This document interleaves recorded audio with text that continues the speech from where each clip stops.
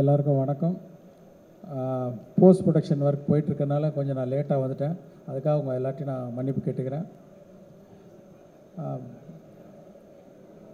என்னுடைய படங்கள் எல்லாமே அநேகமாக வந்து இப்படி நடந்தால் எப்படி இருக்கும் அப்படிங்கிறதான் most of my films concept. இப்போ இந்தியன் 2 அப்படி தான்.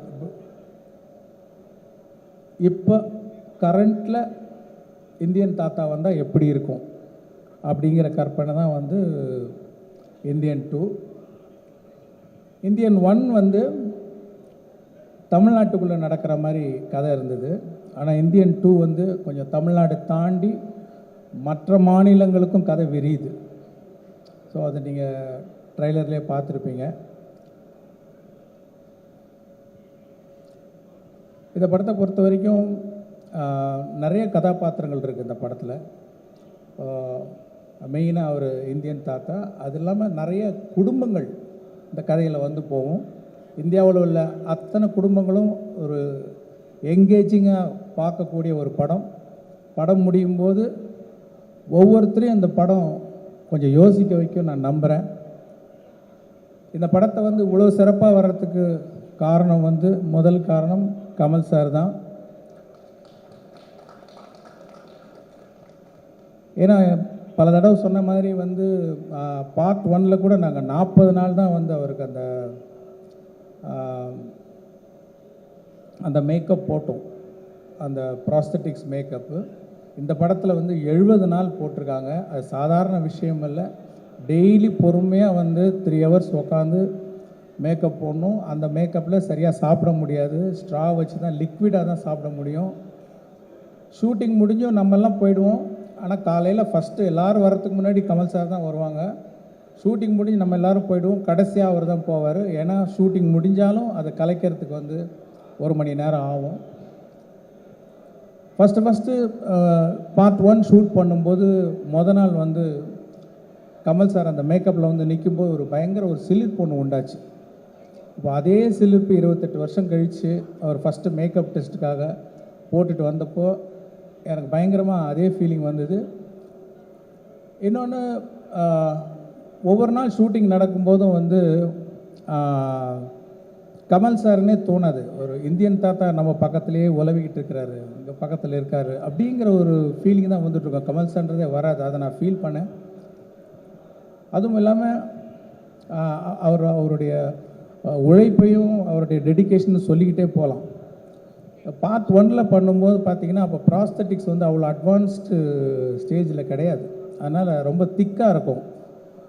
முதல்ல பார்க்கும்போது கமல் சார் மாதிரி தெரியலையே அப்படிங்கிற மாதிரி ஒரு ஃபீலிங்லாம் இருந்தது. ஆனால் இந்த வாட்டி I want to see the actor more அப்படின்னு சொல்லி அந்த லெகசி கம்பெனியில் சொல்லி இப்போ இன்னும் அட்வான்ஸ் ஆனதுனால அந்த மேக்கப் இன்னும் கொஞ்சம் தின் ஆனதுனால நீங்கள் இன்னும் கமல் சாரை நிறைய பார்க்கலாம். பார்ட் 1ஓட அந்த கமல் சார் அந்த ஆக்டரை நீங்கள் வந்து கிளியராக பார்க்க முடியும். அது ஒரு பெரிய டிஃப்ரென்ஸ் நீங்கள் இந்த படத்தில் பார்ப்பீங்க. இது மாதிரி பல காட்சிகளில் ரொம்ப சிரமப்பட்டு நடிச்சிருக்காங்க.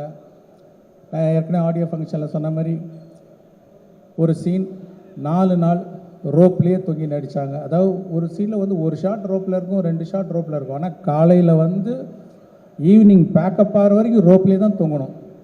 அந்த மாதிரி 4 நாள் ரோப்பில் தொங்கி நடித்தாங்க. ப்ராஸ்தட்டிக்ஸ் மேக்கப்பு, வேறு ஒரு மொழி பஞ்சாபியில் பேசணும், நடிக்கணும். அப்புறம் என்னென்னா அது 48 ஃப்ரேம்ஸ், ஐ மீன் ஸ்லோ மோஷனில் எடுக்கிறோம் அதை. அதனால் அது என்ன பண்ணோன்னா முதல்ல டயலாகை பேசி நாங்கள் ரெக்கார்ட் பண்ணோம். 12 ஃப்ரேம்ஸில் ரெக்கார்ட் பண்ணோம். ரெக்கார்ட் பண்ணோன்னு அது ஃபாஸ்ட்டாக ப்ளே ஆகும். உங்களுக்கு தெரியல, சிக்கி சிக்கி சிக்கின்னு ஒரு மாதிரி ஃபாஸ்ட்டாக வரும் சவுண்டு.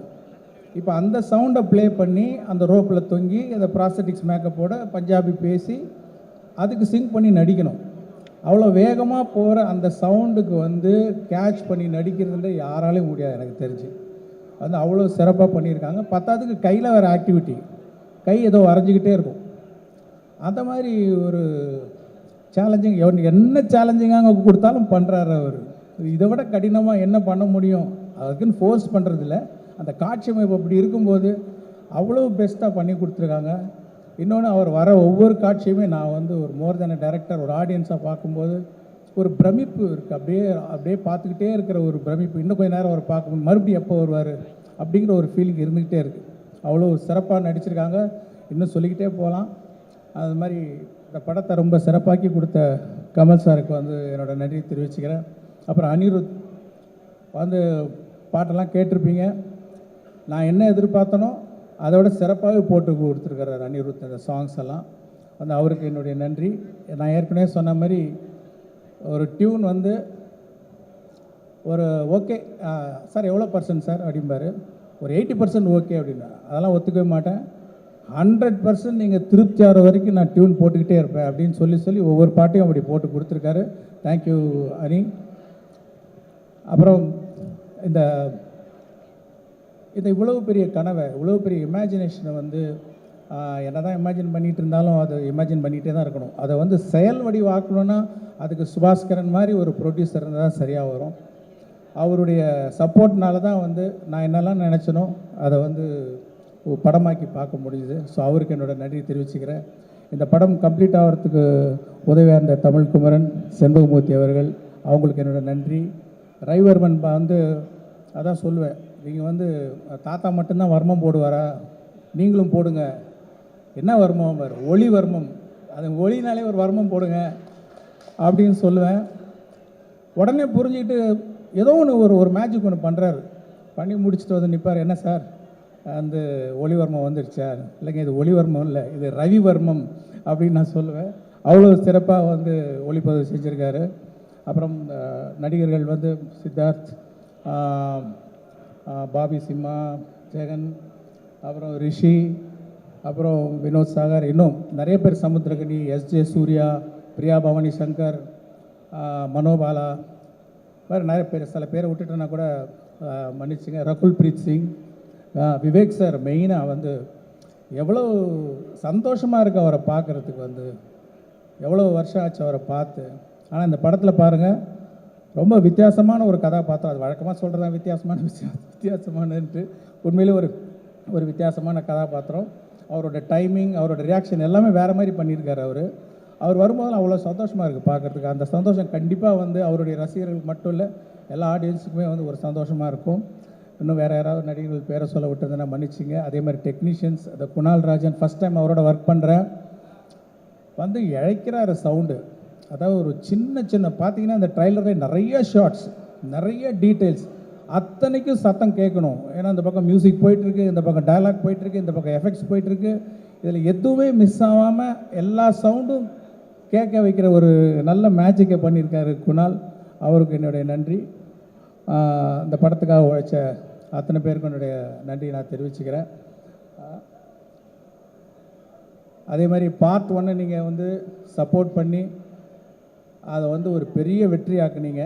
அதே மாதிரி இந்த படத்தையும் நீங்கள்லாம் சப்போர்ட் பண்ணி பெரிய வெற்றியாக்குன்னு உங்கள்கிட்ட நான் தாழ்மையாக கேட்டுக்கிறேன். நன்றி, வணக்கம்.